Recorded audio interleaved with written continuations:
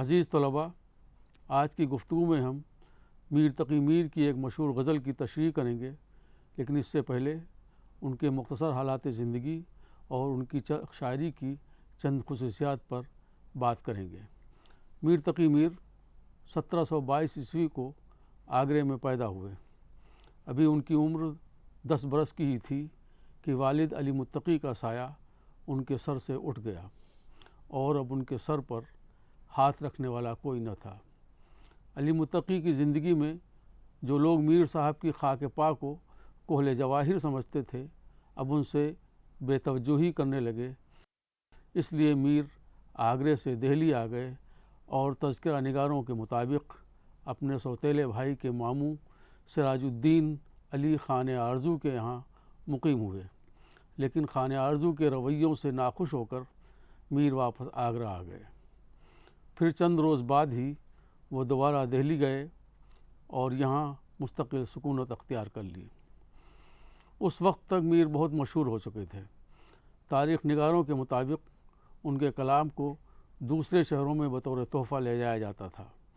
دربار اور عمرہ کی محفلوں میں انہیں خوب داد ملتی تھی، مگر بقول محمد حسین آزاد، خالی آدابوں سے تو خاندان نہیں پل سکتے تھے، اور وہاں تو خزانہ خالی تھا۔ اس لیے میر 1782 میں لکھنؤ آ گئے۔ یہاں ان کی خوب پذیرائی ہوئی اور نواب آصف الدولہ نے 200 روپیہ ماہانہ ان کا وظیفہ مقرر کیا۔ میر نے طویل عمر پائی اور شاعری کا ایک بہت بڑا ذخیرہ چھوڑا۔ انہوں نے ہر صنف سخن میں طبع آزمائی کی۔ محمد حسین آزاد نے واسوق جیسی صنف سخن کا انہیں موجد قرار دیا ہے۔ 1810 عیسوی میں لکھنؤ میں ان کا انتقال ہوا۔ میر اردو زبان و ادب کے عظیم شاعر ہیں۔ ان کی استادی کے سب قائل ہیں۔ میر چونکہ خدائے سخن ہیں، اس لیے کسی نے بھی ان کی استادی سے انکار نہیں کیا۔ بقول رشید احمد صدیقی، اعتراض یا مذاق کرنے والوں نے غالب کے کلام کو اپنا نشانہ بنایا، لیکن آج تک میر سے بے تکلف ہونے کی کسی کی ہمت نہیں ہوئی۔ میر صاحب نے شاعری کا جو سرمایہ ہمارے لیے چھوڑا ہے، اس میں اردو کے 6 دیوان اور 1 دیوان فارسی کا ہے۔ اس کے علاوہ انہوں نے ایک مختصر رسالہ فیض میر اور اردو شاعروں کا تذکرہ نکات الشعراء بھی تصنیف کیا ہے۔ میر نے بہت سی مثنویاں، قصائد، مرثیے، رباعی، مخمس، ترجیب بند، ترکیب بند اور مسدس وغیرہ لکھے ہیں، لیکن غزل کے میدان میں ان کا مقام تمام شاعروں سے بلند ہے۔ اس کی وجہ یہ ہے کہ میر صاحب نے اپنی غزلوں میں تغزل کے رنگ کو نہایت خوش اسلوبی اور کامیابی کے ساتھ نبھایا ہے۔ نشتریت، یاسیت اور سہل ممتنع ان کی شاعری کی اصل خوبی ہے۔ میر کے اشعار میں سادگی اور صفائی اس قدر ہے کہ زیادہ غور و خوض کے بغیر بھی ان کی بات آسانی سے سمجھ میں آ جاتی ہے اور نشتر بن کر ہمارے دل میں اتر جاتی ہے۔ مثلاً شام سے ہی بجھا سا رہتا ہے، شام سے ہی بجھا سا رہتا ہے، دل ہوا ہے چراغ مفلس کا، کہا میں نے گل کا ہے کتنا ثبات، کلی نے یہ سن کر تبسم کیا۔ میر صاحب کی زبان نہایت شستہ اور روزمرہ سے پر ہے، جس کی وجہ سے اشعار میں روانی اور برجستگی پیدا ہو گئی ہے۔ ان کے لہجے کا دھیما پن اور نرمی کسی دوسرے شاعر کو نصیب نہیں ہوئی۔ مثلاً مصائب اور تھے پر دل کا جانا، عجب یکساں نہاسا ہو گیا ہے، لیتے ہی نام اس کا سوتے سے چونک اٹھے ہو، ہے خیر میر صاحب کچھ تم نے خواب دیکھا۔ غرض کہ میر صاحب اپنی سادگی و پرکاری کی وجہ سے تمام شعراء میں ممتاز ہیں۔ آج کے اس لیکچر میں ہم ان کی ایک غزل کی تشریح کریں گے۔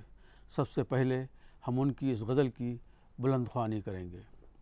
غزل ہے: تھا مستعار حسن سے اس کے جو نور تھا، خورشید میں بھی اسی کا ذرہ ظہور تھا، ہنگامہ گرم کن جو دل ناصبور تھا، پیدا ہر ایک نالے سے شور نشور تھا، پہنچا جو آپ کو تمہیں پہنچا خدا کے تئیں، معلوم اب ہوا کہ بہت میں بھی دور تھا، آتش بلند دل کی نہ کی ورنہ اے کلیم، یک شعلہ برق خرمن صد کوہ طور تھا، مجلس میں رات ایک تیرے پرتوے بغیر، کیا شمع کیا پتنگ ہر ایک بے حضور تھا، منعم کے پاس قاقم و سنجاب تھا تو کیا، اس رند کی بھی رات کٹی جو کہ اور تھا، ہم خاک میں ملے تو ملے لیکن اے سپہر، اس شوق کو بھی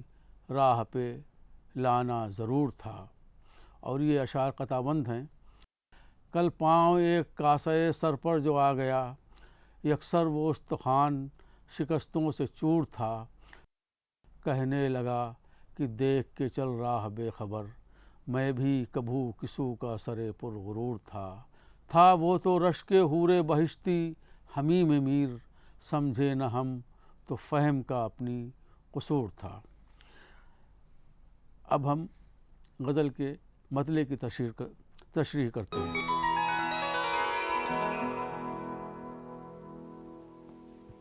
مطلع ہے، تھا مستعار حسن سے اس کے جو نور تھا مستعار حسن سے اس کے جو نور تھا، خورشید میں بھی اسی کا ذرہ ظہور تھا۔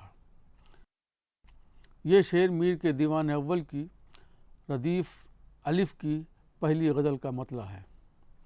شاعر کہتا ہے کہ سورج میں جو ہم روشنی دیکھ رہے ہیں، دراصل وہ روشنی نور حقیقی کے ایک ذرے کی صورت سورج میں روشن ہو گئی ہے۔ قرآن کی آیت ہے کہ اللہ نور السماوات والارض، یعنی اللہ ہی آسمانوں اور زمین کا نور ہے۔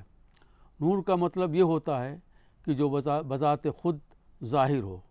خورشید کے نور سے سارا جہان روشن ہے۔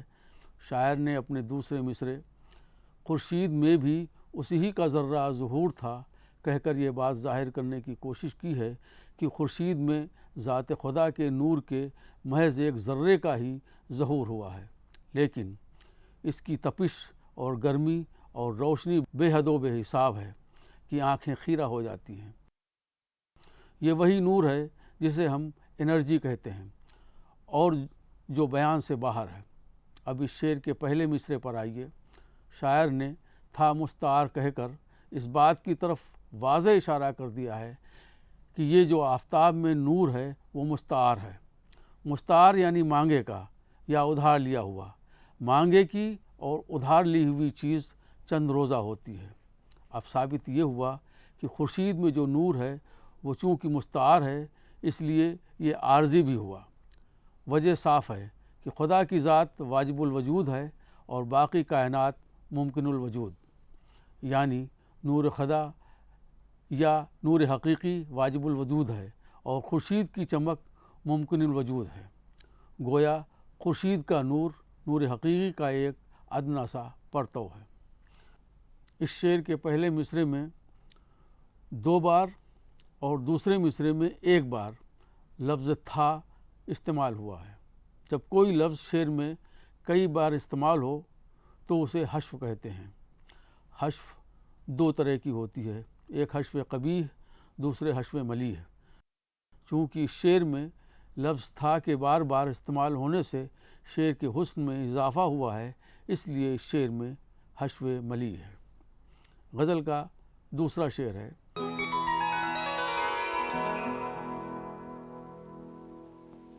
ہنگامہ گرم کن جو دل ناصبور تھا، ہنگامہ گرم کن جو دل ناصبور تھا، پیدا ہر ایک نالے سے شور نشور تھا۔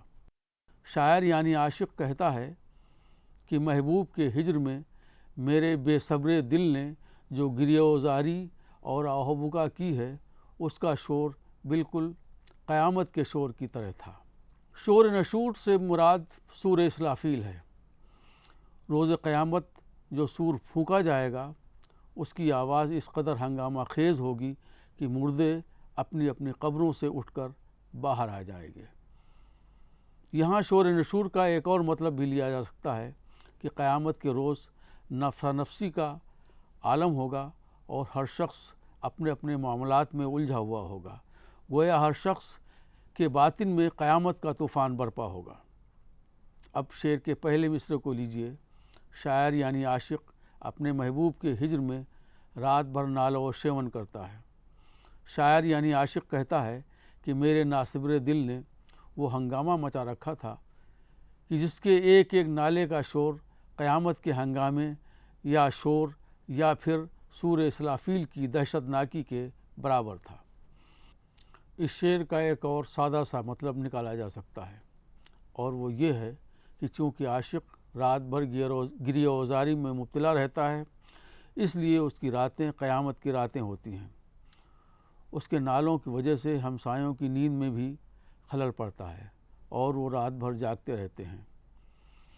میر کے اس شعر سے ہمارا ذہن غالب کے شعر کی طرف بآسانی متوجہ ہوتا ہے۔ یوں ہی گر روتا رہا غالب تو اے اہل جہاں، دیکھنا ان بستیوں کو تم کہ ویراں ہو گئی۔ غزل کا تیسرا شعر ہے۔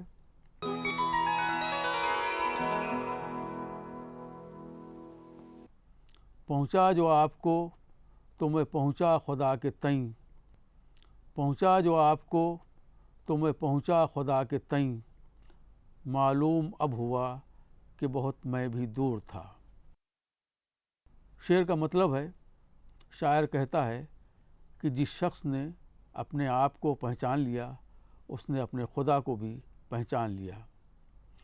اب جا کر مجھے یہ معلوم ہوا کہ میں اپنے آپ سے کتنا دور تھا، کیونکہ میں خدا سے بھی دور تھا۔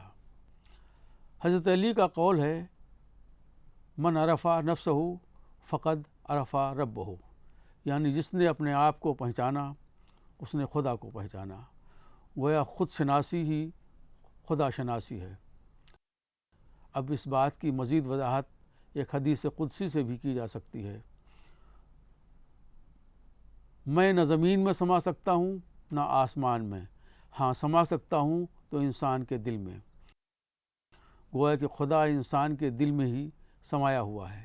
اب اس شعر کے پہلے مصرعے کو پڑھیے کہ پہنچا جو آپ کو تو میں پہنچا خدا کے تئیں، یعنی اگر ہماری رسائی اپنے آپ تک ہو گئی تو سمجھ لیجئے کہ خدا تک بھی ہماری رسائی ہو گئی۔ اس شعر کا ایک اور پہلو ہے، اور وہ پہلو یہ ہے کہ بندگان خدا سے محبت ہی خدا سے محبت ہوتی ہے، اور بندوں سے دوری ہی خدا سے دوری ہے۔ بندوں سے دوری خودی کی وجہ سے ہوتی ہے، اور اس خودی کو خود شناسی ہی ختم کر سکتی ہے۔ گویا کہ جس دن میں نے اپنی خودی مٹا دی اور خود شناس ہو گیا تو سمجھ لیجئے کہ بندگان خدا سے بھی قریب ہو گیا، اور اگر میں نے اپنی خودی کو نہیں مٹایا تو بندگان خدا سے دور ہونے کے سبب خود سے بھی بہت دور ہو گیا۔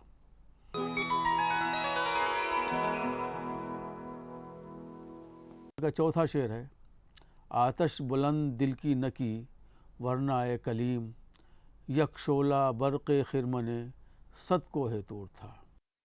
اس شعر کا مطلب یہ ہے کہ اے موسیٰ، تمہارے اندر عشق کا وہ سوز نہیں تھا ورنہ تمہیں دیدار الہی ضرور ہو جاتا۔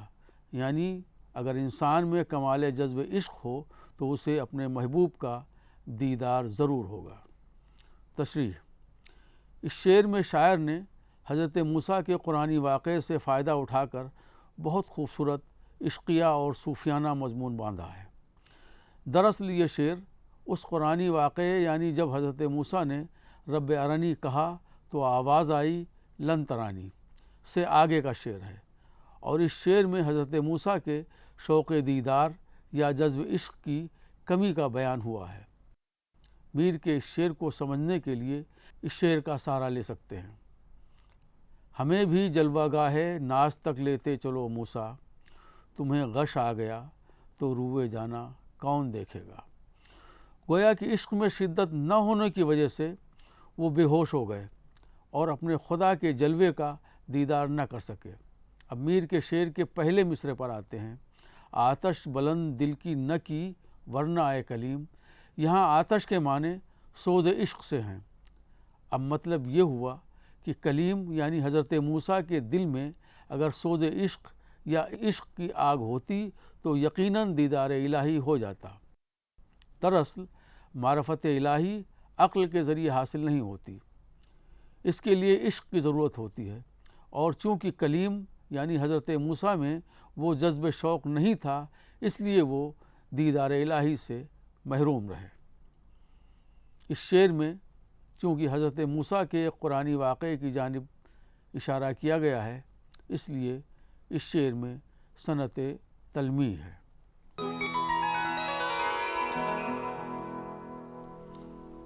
غزل کا 5واں شعر ہے: مجلس میں رات ایک تیرے پرتوے بغیر، کیا شمع کیا پتنگ ہر ایک بے حضور تھا۔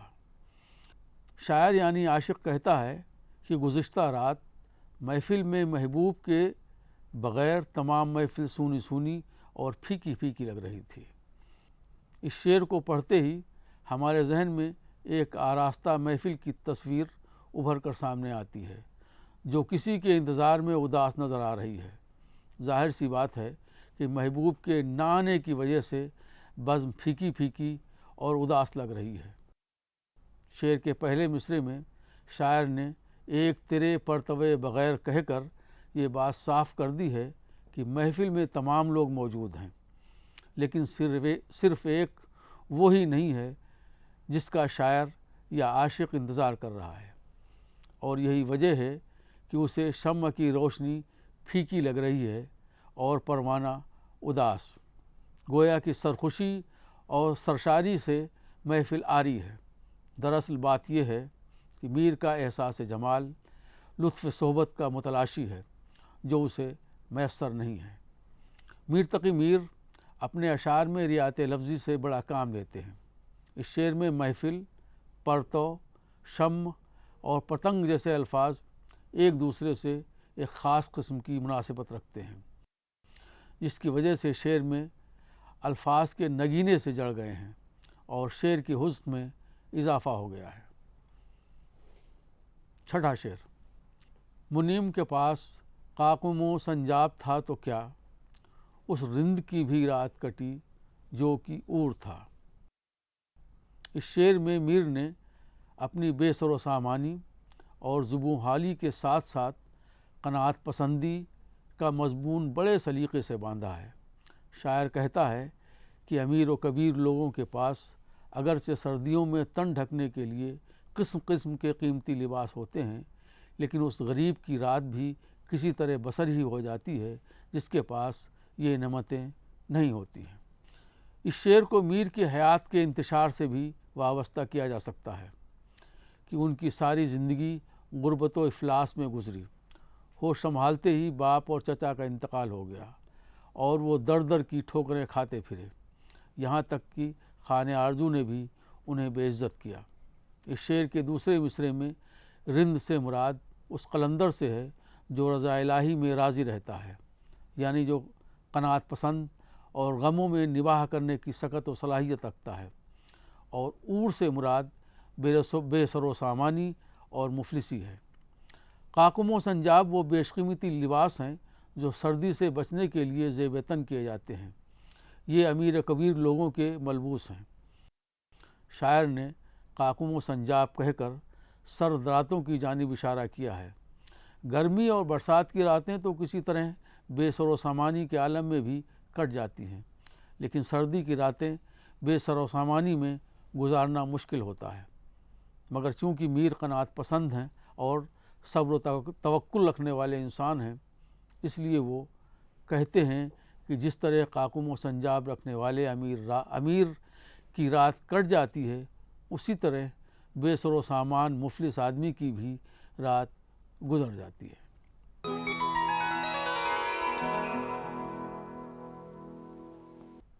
ہم خاک میں ملے تو ملے، لیکن اے سپہر اس شوق کو بھی راہ پہ لانا ضرور تھا۔ شاعر یا عاشق کہتا ہے کہ ہمارے تباہ و برباد ہو جانے سے ایک فائدہ ضرور ہوا کہ اس بے ڈھنگی چال چلنے والے ناہموار محبوب میں ہمواری اور استقامت پیدا ہو گئی ہے۔ اس شعر کا ایک دوسرا مطلب یہ بھی ہو سکتا ہے کہ شاعر یا عاشق آسمان سے انصاف طلب کر رہا ہے کہ ہمارے خاک میں مل جانے کی تو کوئی بات نہیں، لیکن اب اس بے وفا محبوب کو تو راہ راست پر آ جانا چاہیے تھا جو میری تباہی کا باعث ہے۔ ہم جانتے ہیں کہ محبوب کبھی عاشق پر نظر التفات نہیں کرتا، اس کی وجہ سے عاشق کی ساری تمنائیں اور آرزوئیں خاک میں مل جاتی ہیں۔ عاشق کے خاک میں مل جانے یا تباہ و برباد ہو جانے کا مطلب یہی ہے کہ اس کی آرزوئیں پوری نہیں ہو سکیں۔ گویا ایک طرف تو عاشق تباہ و برباد ہو رہا ہے، دوسری طرف محبوب کی وہی بے ڈھنگی رفتار ہے، یعنی وہی بے التفاتی۔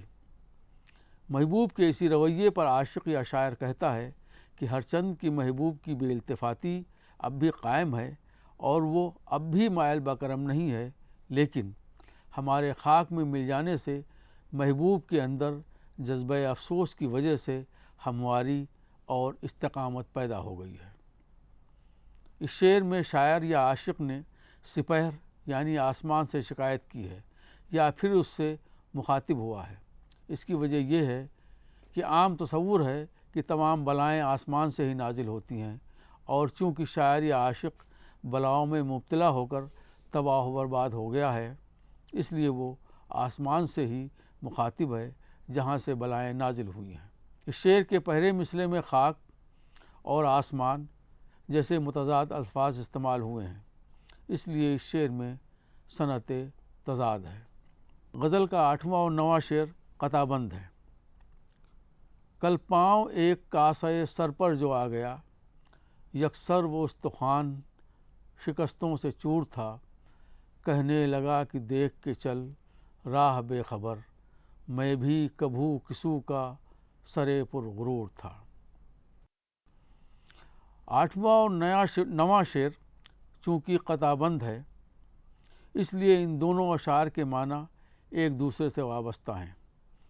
ان دونوں اشعار میں شاعر نے قرآن حکیم کی اس آیت کی طرف اشارہ کیا ہے جس میں یہ کہا گیا ہے کہ خدا کی زمین پر اکڑ کر مت چلو۔ اللہ کسی طرح کی خود پسندی اور فخر جتانے والے انسان کو پسند نہیں کرتا۔ شاعر نے اس مضمون کو ایک عبرت ناک واقعہ بنا کر پیش کیا ہے۔ پہلے شعر کے پہلے مصرعے کی مناسبتیں بہت خوبصورت ہیں۔ پاؤں، سر اور استخوان کہہ کر شاعر نے ایک ڈرامائی کیفیت پیدا کرنے کی کوشش کی ہے، اور یہ تینوں چیزیں کر و فر اور خود پسندی کی علامتیں بھی ہیں۔ خود پسندی اور کر و فر کی علامت اس مردے کا سر ہے، اور اس شخص کا بھی سر ہے جس کی ٹھوکر میں مردے کا سر ہے۔ ایک ماضی کا متکبر سر ہے تو دوسرا حال کا مغرور سر۔ دونوں سر ہمارے لیے عبرت کا سامان فراہم کرتے ہیں۔ دراصل بات یہ ہے کہ انسان کی کتنی ہی قدر و منزلت کیوں نہ ہو، اس کا جاہ و جلال، شوکت و حشمت اور سلطنت وغیرہ وغیرہ ہر چیز کا انجام وہی ہے جیسا کہ اس سر کا ہوا جو کبھی کسی مغرور شخص کا سر تھا اور آج کسی دوسرے مغرور شخص کی ٹھوکر میں ہے۔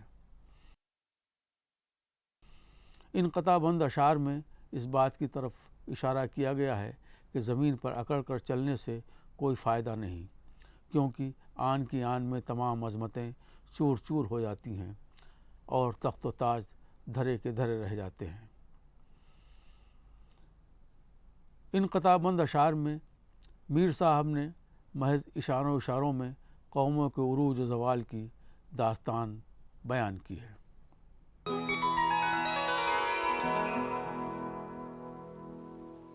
غزل کا آخری شعر ہے۔ تھا وہ تو رشک حور بہشتی حمیم میر، تھا وہ تو رشک حور بہشتی حمیم میر، سمجھے نہ ہم تو فہم کا اپنی قصور تھا۔ شعر کا مطلب ہے، شاعر یا عاشق کہتا ہے کہ وہ رشک حور بہشتی یعنی محبوب ہمارے دل میں ہی موجود ہے۔ اگر ہم اس بات کو نہ سمجھ سکے تو یہ ہماری فہم کا ہی قصور ہے۔ عشق میں جب زیادہ شدت ہو جاتی ہے تو محبوب کی ذات معدوم ہو جاتی ہے اور ہر طرف اس کا حسن ہی نظر آتا ہے۔ میر صاحب نے اس مضمون کو بڑے سلیقے سے इस मक्ते में बांधा है। रश्क हूर बहिश्ती से मुराद वो महबूब जो जन्नत की हूर से भी अफजल हो। जन्नत की हूर की एक सिफत ये भी होती है कि वो पाक दामन होती है। गोया कि मीर का महबूब पाक दामन और मासूम है। जैसा कि पहले मिस्र से ज़ाहिर होता है कि मीर का महबूब हूर बहिश्ती नहीं है बल्कि रश्क हूर बहिश्ती है, इसलिए महबूब हकीकी महबूब है।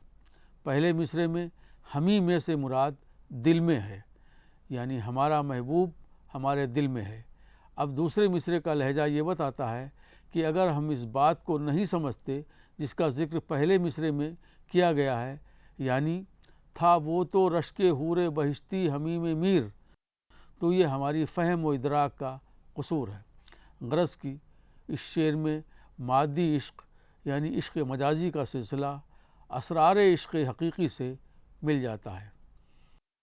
इस गज़ल के ज़्यादातर अशार सूफियाना रमज़ियत लिए हुए हैं।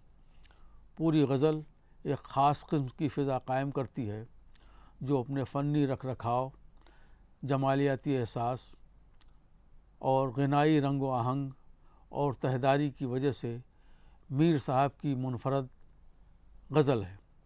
आज की गुफ्तगू यहीं तमाम करते हैं। अगली नशिस्त में मीर साहब की एक और मकबूल गज़ल पर बात होगी। अब इजाज़त दें। शुक्रिया।